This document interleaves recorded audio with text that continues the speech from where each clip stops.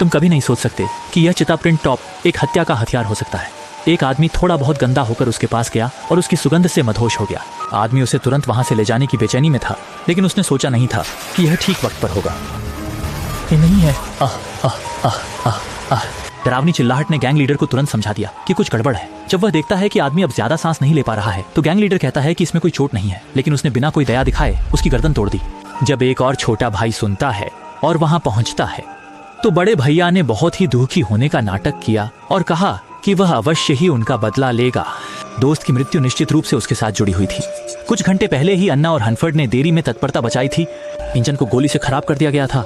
दोनों को बस पास के छोटे द्वीप पर उतरना ही पड़ा, जितनी जल्दी हो सके। पीछे के कुछ किलरों से बचने के लिए सामने का जंगल ही इकलौता रास्ता था।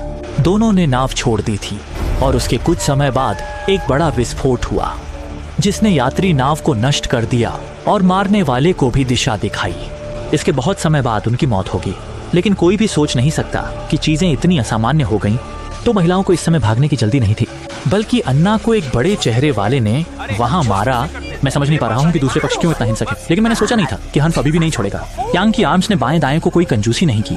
गुस्से में अन्ना उसे एक दिवसीय ढेर कर दिया, लेकिन उसे पता नहीं था कि वह महिला का मुकाबला करने में सक्षम नहीं था और उसे आसानी से स्थिति को उलट दिया गया और फिर उसे और भी ज्यादा बर्बरात्मक पिटाई का सामना करना पड़ा। मुझे करना पड़ेगा। जब तक अन्ना की नाक लाल नहीं हो जाती और वह विजयी गाना नहीं गाती, तब तक उसे जीने की इजाजत दी गई थी। यह निकला कि चीनी महिला की पहचान बहुत ही जटिल थी। वह एक अंतर्राष्ट्रीय कंपनी की उपाध्यक्ष थी और अध्यक्ष उसके पति ही हैं, जो दुर्भाग्य से कूदने पर मर गया है। जब से पति से संपर्क खो दिया है, अनेक तरीकों से पता चला है।